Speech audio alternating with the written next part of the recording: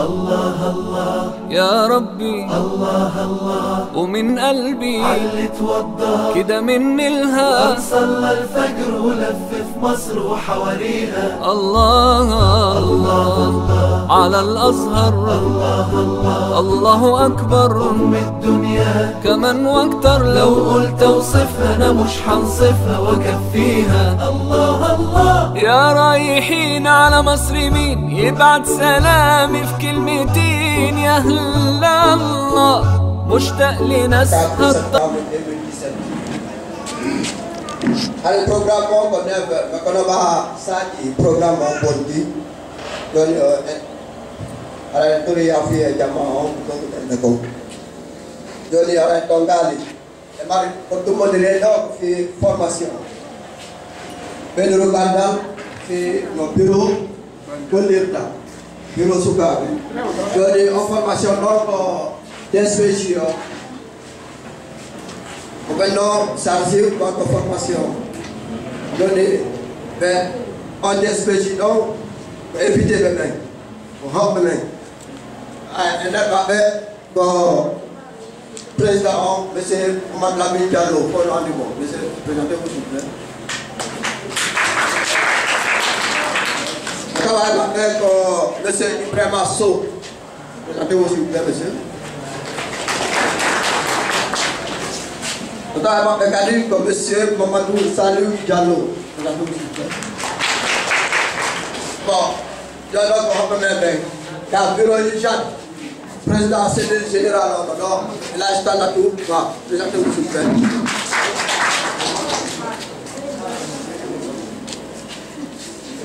Le qui est maintenant, là, je m'en c'est tout. Alors, comment, madame de Dakar. Monsieur le Président. Si elle va faire encore quelques sacs. La parole vous revient, cher invité. Haray jama ya foto mi ñettiɗo yewtere nde joni wona wasere ndeji haray ko noddago mo onon sukaɓe usat en sombo ko hewtini men ga simen hewti ko ɓemen ƴetta kadi mako haray simen maki ko welali woɓɓe harayde yafoto haray mi adoray taw weltanagol sukaɓe usat e makko baɓe dumba gasoɓe tummodirgol fi halda no ngal dental waɗira hande kam siɓe dumba ga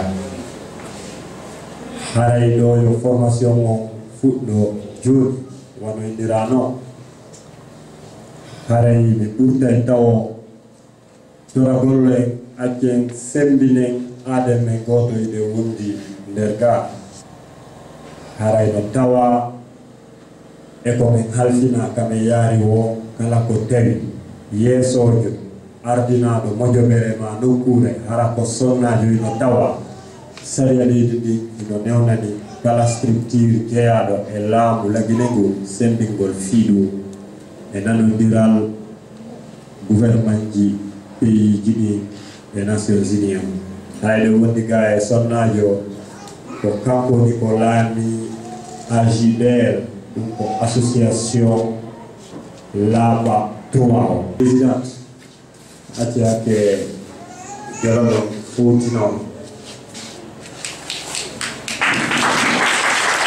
hayɓe fou hay ɓawɗo seeɗa ko l'expression innata noddiɗen association ji ɗi waɗe ɓeydugu gandal kono e ngal fuɗɗike hari ɓuyi lanɗoto kono ɓe soobinaki usat no ɓe fuɗɗi landagol tum min hendori kayti haray ɓe faala yo laato haray ɓe weldori fota par ce que ko golle ko min haali waɗugol usat feƴƴitimen fii no waɗira e nder misiide ga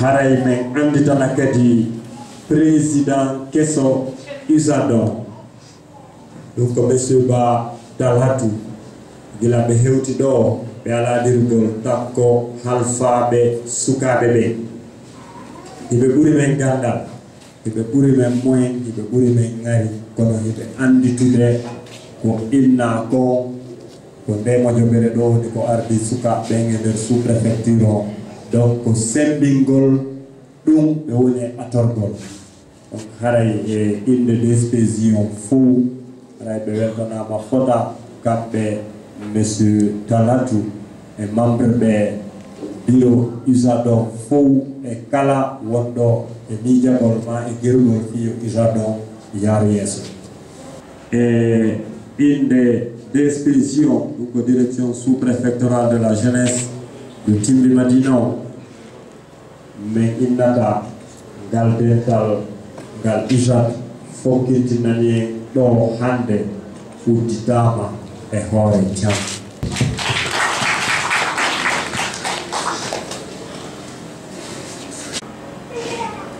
Bien, bonjour monsieur Lamine. Je vais continuer à formation de thème qui secrétariat. Comment faire un PV, une lettre administrative, un rapport. Aïe, administratif, invité maintenant. Dans la agriculture, qui est en journée. Ah, et bien, moi, ben,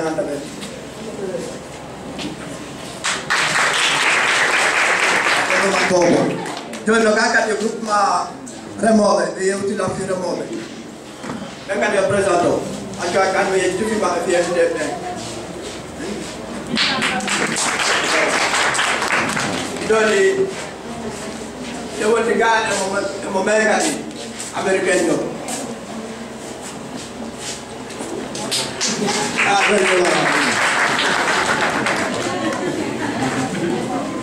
Bien, Doni, je vais inviter le maire.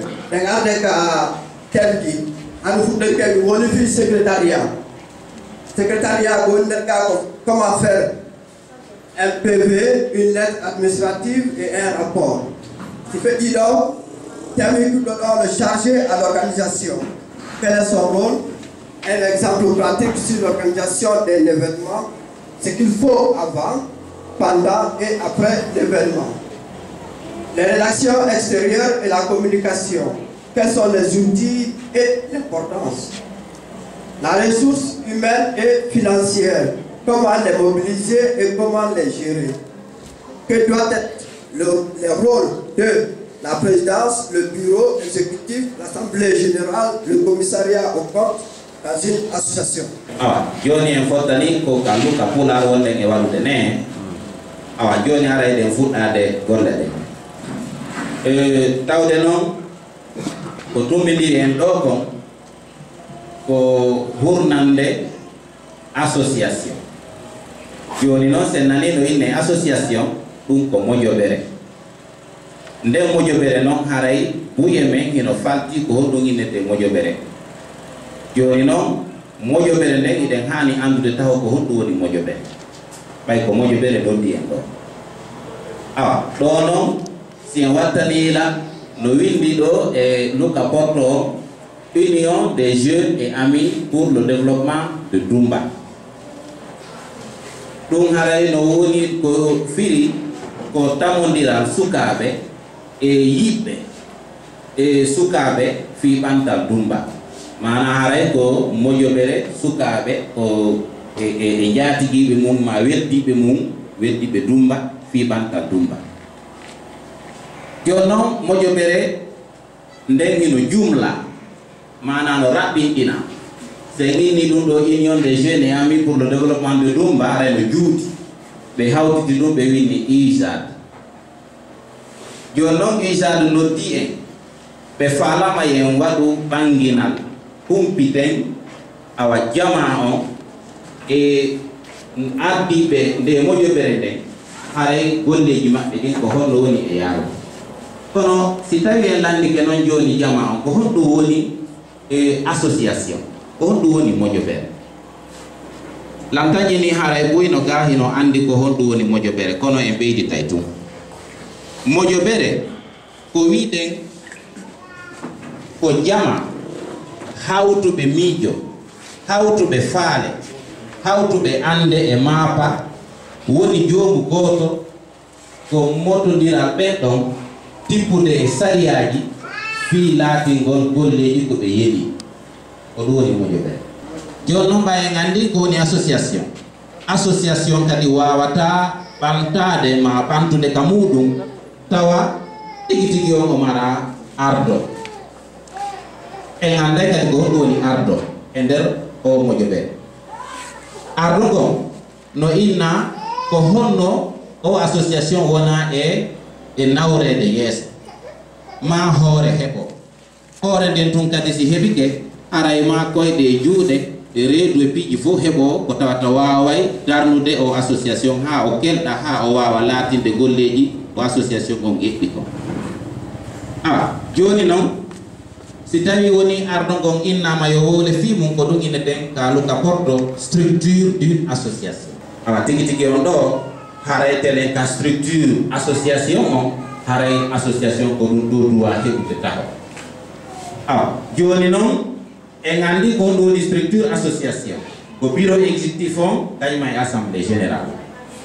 Se yahay ka kewkewɗi toon mana détail on iɗen wawi noon wontuma wi'ude joni noon président kanko woni halfaɗo moƴoɓere nden on ko kanko woni hoore moƴoɓere nden on. Haray tigi tigi o ko hoɗɗum waɗɗimo ko hoɗɗum woni rôle makko ko hoɗɗum woni golle makko e nder moƴoɓere nden ma ɗum ɗon haray on tigi anda ɗum o falto. Joni noon kanko président ko aadenjo timmuɗo tere ko aadenjo jooma haqqille faamu yaajuɗo muñal. Jon cembe ɓernde hara o wawa e muñade so yo waɗama piiji goo ko tawata hina ɗum o miiƴino. إن شاء الله يا ربي ومن قلبي كده من الهام الله على الأزهر الله أكبر كمان وتر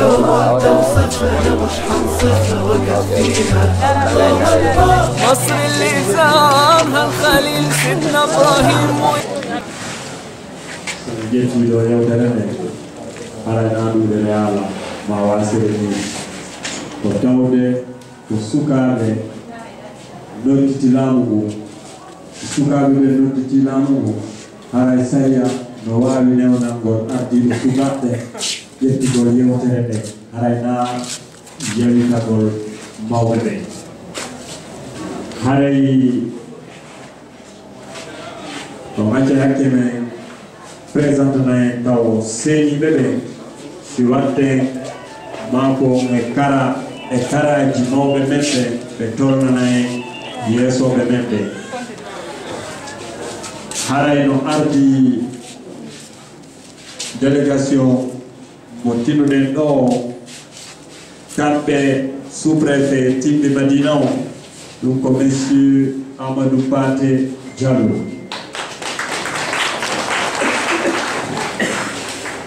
hino wondi e maɓɓe maire timɓe Madina o woɓɓe nenina président délégation spéciale ɗum ko jibinande Dumba kono ɗo naati Dumba wonɓe ko fi commune timɓe Madina o ɗum ko monsieur Mamadou Diaw Diallo. Donc haray DSPJ o ngari no ɓiɓɓi no jokki golle ɗe DSPJ o wattike e sukaɓe Dumba ɓe haray ɓe wondiga kadi e association AJDL o haray ɓe muuɓi fuu ɓe waɗi ka horde men gombata fiita humpim ɓokogaɓe Dumba ɓe ɓe wattitaniɓe ɗi tolnagolle yeesoɓe men ɓe o macca yakke.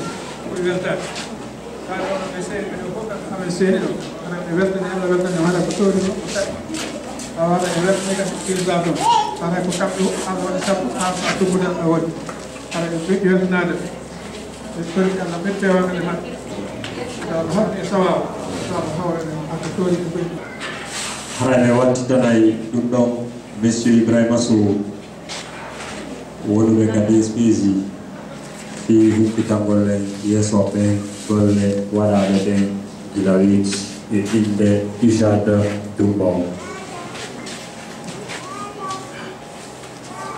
Hara yang aja hakke wano délégué holliri ni aray ko teddungal autorité ji meɗen ɗi e makko baaɓe seeni ɓe ɗo ɓe tawda e ngal dental ɗo awa dental ngal ko woni ko hurnigal ko nde moƴoɓere sukaɓe Dumba fi ɓantal Dumba ɗo yimɓe UJAD awa e nder golle ɗen hande ɓe wawno halfinde DSPG on awa saldu ko wiyete ɓeyduru gandal ko fewti association ji ɗi e gurdam association ji ɗin ko jama muɗum on e fi ɓantal ngal awa hara men teddinira on onon yeesoɓen e moko baɓe seeniɓe ɓen fof ha hewtuɓe joni ɓe wondema gillandema ɓuran ɗum fokkintinna bimbi awa tigi tigi o golle ɗen yaari no haniri hino noon ko waɗa ko ka fuɗɗode toon ɓeyduru gandal o ɓay tolnama délégation ji ɗin fof invité ɓen beru hewtuɓe ɗo ɓen tolnama e nder o sal ɗo ɓeyduru gandal on fuɗɗori andingol jama on ko hoɗɗum woni moƴoɓere awa ko few ko higgiɗo ko hoɗɗum woni calɗi mawɗi wonɗi e nder moƴoɓere ɗum ɗon kadi weelita ko higgiɗo wano ko indete bureau exécutif kon e assemblée on ɗum kadi weelita yewta ko honno mo kala e ɓeɗo e nder association on ko honɗum woni golle mum ko honɗum woni rôle mum awa ko inete kon feesital ɗum ko détail waɗana jama on calɗi wonɗi ɗin e nder o bureau exécutif gillandema ka président vice président secrétaire à l'organisation awa chargé aux relations extérieures communication ressources humaines et financières rôle ibe do ni fo ki la ka bureau exécutif aka assemblée générale aka commissaire au compte dum do fop weeli tama awa bangina nama jama heditinoɓe ɓe tawde hari ko tawata capanɗe jeetato e goho ino ka nder salga hari ino hediti o ɓeyduru gandal awa ɓay ɗum ɗon waɗi jama on wodi ko weltori foti ɗe golle waɗaɗe ɗo ha ka saayi on hewti ka wiyete ɗon yo pause waɗe pause mawɗo on ɗum ko fowtande mawne nde yo waɗe awa tawi wagu to hewtori ɗonɗe fana on fanaji ɗi juula ko kikkata ɗo ko présentation association UJAD woni ɗon ko présentant association UJAD ko monsieur Ibrahima, ex-président de l'UJAD, monsieur Ibrahima. Monsieur le sous-préfet de Timbi Madina, monsieur le président de la délégation spéciale de Timbi Madina et président du district de Dumba, monsieur le président de la société civile de Timbi Madina, monsieur le président de la fédération des paysans du Fouta Djallon, monsieur le président de la délégation sous-préfectorale de la jeunesse DSPJ, chers imams, monsieur le président de la jeunesse de Dumba, aux associations partenaires, chers invités, chers parents, membres de l'UJAD, soyez les bienvenus. En parlant de l'histoire et de l'évolution de l'Union des jeunes amis pour le développement de Dumba, l'UJAD est né sous l'impulsion d'une femme du nom d'Assia Touba, qui voulait connaître ses frères et sœurs de Dumba résidant à Conakry. Étant mariée à l'extérieur, précisément à Kindia. C'est ainsi que l'idée de mettre en place une association pour rassembler tous les jeunes de Dumba est venue. Ce fut d'abord l'AJDD, Entendez par là l'Association des jeunes pour le développement de Doumba. En 2001, qui a été présidée par Mamadou Ayaba et Ibrahim Abba. Ensuite, la Najat, nouvelle association des jeunes et amis pour le développement de Doumba, est venue en 2003 pour remplacer l'AJDD avec à sa tête Abdoulaye Diallo. Et depuis 2004, c'est devenu UJAT, Union des jeunes et amis pour le développement de Doumba. L'année 2004 a été l'année d'expansion de l'UJAT avec son lancement à Doumba. La première présidente fut Feu Fatoumata Binta Diallo, et au Sénégal, avec à la tête de la cellule du Sénégal, elle a dû Ba. Le 5 février 2005 a été lancé à Abidjan, l'UJAT, cellule Côte d'Ivoire. Et le premier président fut Mamadou Ba, Feu Aladji Mamadou Ba. Dans le souci de la coordination des activités de toutes les cellules, les jeunes ont vu la nécessité de créer une structure qui centralise, qui coordonne les activités et qui fasse le suivi. Ainsi, donc, l'idée de création de la présidence centrale a pris forme avec l'accord et l'appui de toutes les cellules. Le premier bureau central a été investi le 6 mai 2012 et le premier président fut Ibrahim Abba. À la date d'aujourd'hui, le président en exercice est Thierno Taladouba, investi le 5 février 2017. Ensuite, plusieurs cellules ont été créées et œuvrent chacune pour la progression continue de notre chère association. Le président central est élu pour un mandat de 2 ans. En 2013, la cellule de l'UJAT a été créée à Téliko sous la présidence de Mamadou Samba Diallo. En juin 2015, l'UJAT Europe a vu le jour sous la direction de Mamadou Diallo. Le 29 novembre 2016 a été lancée aux États-Unis d'Amérique la cellule de l'UJAT Amérique du Nord sous la coordination de Thierno Amadouba. Créée par un petit groupe de personnes, de part et d'autre, l'UJAT compte aujourd'hui 700 membres actifs répartis en 6 cellules. La cellule de Doumba, celle de Conakry, celle de la Côte d'Ivoire, du Sénégal, de l'Europe et des États-Unis d'Amérique. Nous nous félicitons également de ce nombre et nous en voulons davantage. Membres de l'UJAT, chers invités, chers parents, chers imams, l'objectif initial de la création de notre association est la mobilisation de tous les fils et les filles de Doumba, sans exception, autour d'un même idéal qui est le développement de notre localité. Mesdames et messieurs, voici les activités qui ont été réalisées par l'UJAT, entre autres. L'adhésion totale des jeunes de Doumba à l'UJAT. L'expansion de l'UJAT à travers le monde. Conakry, Doumba, Sénégal, Côte d'Ivoire, Téliko, Europe et États-Unis. L'initiation et la participation active au programme d'aménagement des espaces publics à Doumba. La mise en place de la clôture de l'école primaire, des espaces de prière, idi et des cimetières. L'aménagement des voies publiques, l'assainissement des marigots. Offrir chaque année des kits scolaires aux enfants les mieux placés à la fermeture des classes, l'obtention du terrain de football pour les jeunes de Doumba, la participation active au programme d'adduction d'eau dans le district de Doumba, l'obtention de l'agrément national et préfectoral pour l'UJAT, la mise en place du site internet de l'UJAT. Dans la perspective de la modernisation du système de gestion de l'association à travers les nouvelles technologies de l'information et de la communication, l'UJAT a lancé son site internet ujad.com, ujadd.com,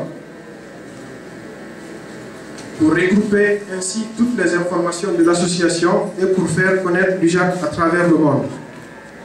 Les activités en cours de réalisation, la réparation du premier bâtiment de l'école primaire, la construction d'une direction, l'achèvement de la 6e classe, le programme d'aménagement de voies publiques dans le district. Les projets. Nos projets futurs sont entre autres construire un grand siège pour l'association à Doumba où se tiendront les activités de l'UJAT, entendez les réunions et les assemblées générales. Aussi, il va abriter une bibliothèque et une salle de lecture.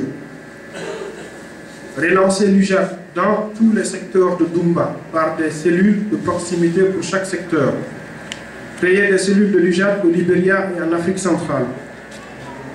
Que Dieu bénisse Doumba, ses filles et fils, et ceux de Timbi Madina partout dans le monde. Je vous remercie.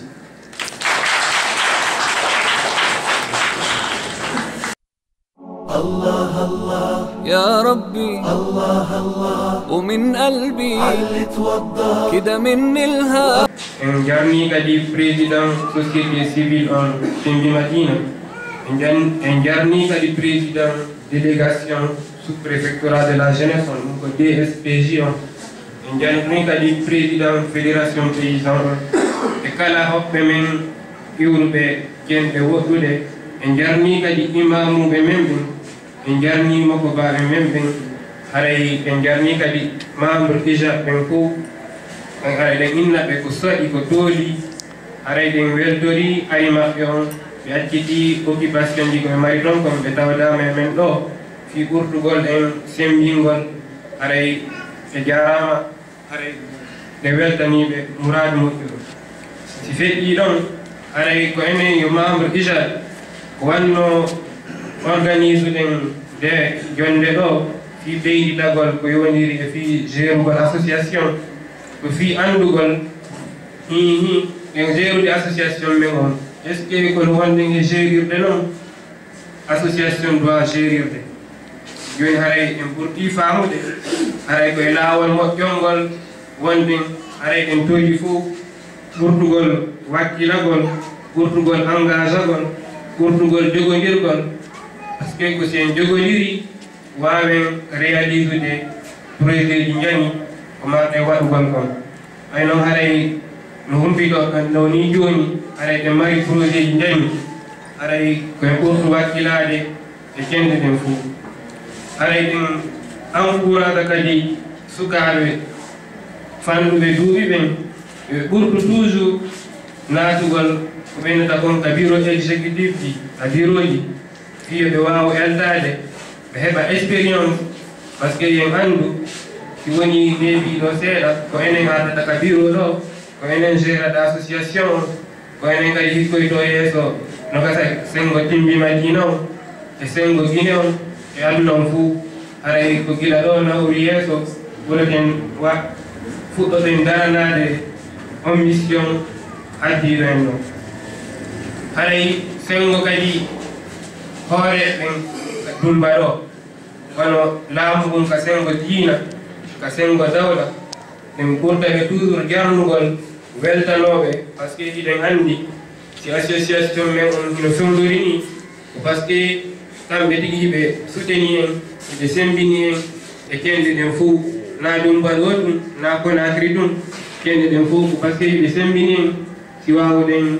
tabitude haray ɓen weltanoɓe ɓen jarnaɓe ɓen toroɓe kadi ɓe ɓurta en toujours sembinde ɓe ɓurta en kadi dowanade haray ɓen toro kadi autorité wonnoon ko sengo Dumba ɗo ko sengo Timbi Madina e kala marɓe ko wiyanta kon bonne volonté ɓe ɓurtu wakkilanade sukaɓe e kende ɗen fof surtout kadi wona enen Dumba ɗo fiye waw réalisede projet ji ñani ko marɗen kon haray en jarni jama on e weltanide ɓe haray ko saɗi ko tooli haray ko anda e julnugol konngol ay haray ɗen acciti golleji men no wawi haaɗude ɗo haray jama on fuu mo weltanama e inde moƴoɓere nden IJAD ɗon e sériji ɗin jeegono haray no weltana ɗon anditana wakkilareji moni wassalamu aleykum wa rahmatullah.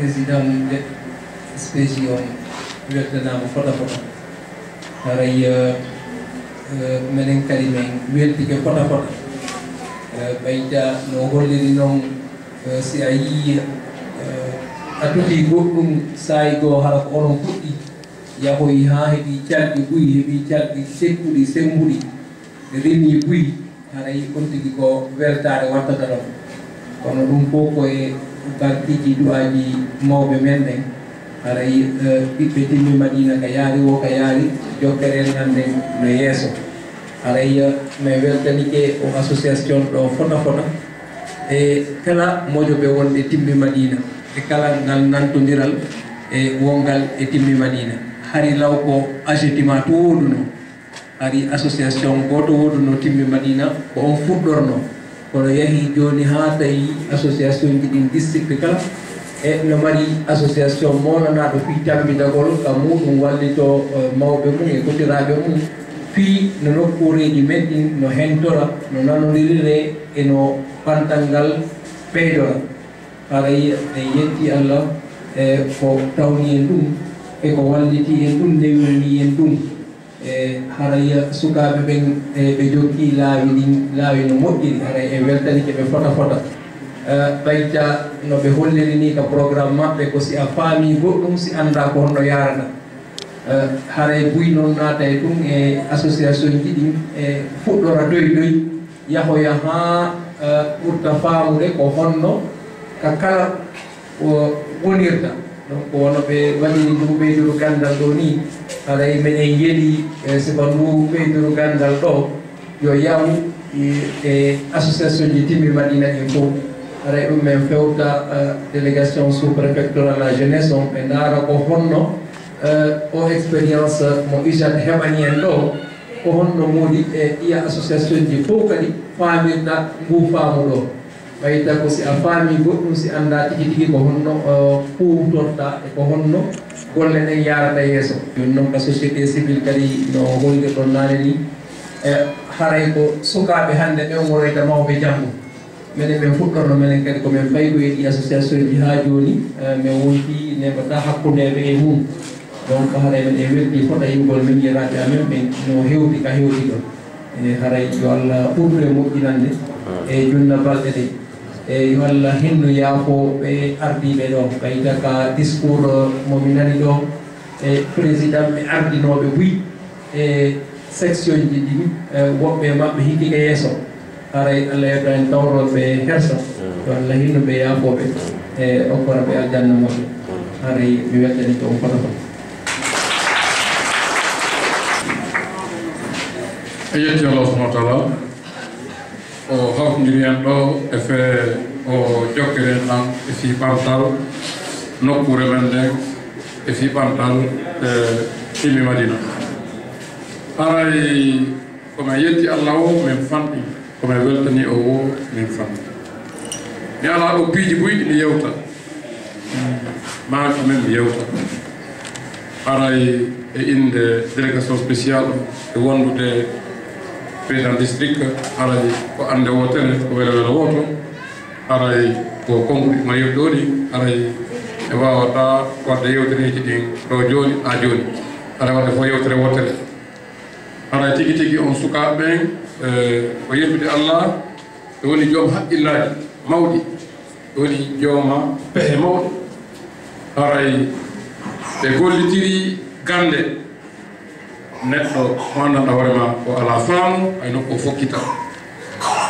si goɗɗo o jangi o faami haray o yahay ka muuti haray waɗugol fonno waɗugol moƴoɓere no kala neɗɗo jibinande ɗumba no wonira aaden ko no jondirra juuɗe no yewtira fi ɓantal nokkure nde haray ɗum ko yettude Allah subhanahu wa taala haray tigi tigi on o weltanama e yewtide ko yewtata so ɓayma mi yewta usɓe yewti moƴoɓe buyi e inde IJAD on holli ko holko woni ko honno wodira ha no sondere ɗoɗe ni on holli ɗo golleji buyi ɗi IJAD waɗi eɗi IJAD faala wadde eɗi IJAD woɗi wadde haray minen komin wawi wiwde on komin weltani kew wonimo ɗum ala surtout noon o fottude meɗen ɗo ɓeyduru gandal ko honno moƴoɓere waɗirte ko honno moƴoɓere heɓirta ɓantat ko honno nokkure ɓantode haray wayrugol ɗum ɗon en faamina jama on fof gila pay ko ɗum heeɓi mawɗo haray ɗum ko yettude Allah subhanahu wa taala par ce que si tawi woni wuro nayi woote weddike o gembono ñamata weddingue nge wondude ɗin kadi woni ɗon fuya suusata bono suusata hunde suusata mais kala ko weddi ɗum ɗon ɗen haray ko geɓal fuya haray woni ko famille woni ko secteur woni ko miside ko si juuɗe jonnidirama jokkere an tabiti fo jogii fondo woto fo yurmodiri yiɗidiri jogodiri si ɓantal heɓo الله الله يا ربي الله الله ومن قلبي علي توضى كده من الها صلى الفجر ولف في مصر وحواليها الله الله على الأزهر الله الله الله أكبر أم الدنيا كمان واكتر لو قلت اوصفها انا مش هنصفها واكفيها الله الله يا رايحين على مصر مين يبعت سلامي في كلمتين يا هلا الله مشتاق لناسها الطيبين ودي ياما فيها مخلصين يا ما شاء الله وفي أزهر العلماء تقدر تقول ما تشاء ده أنا والله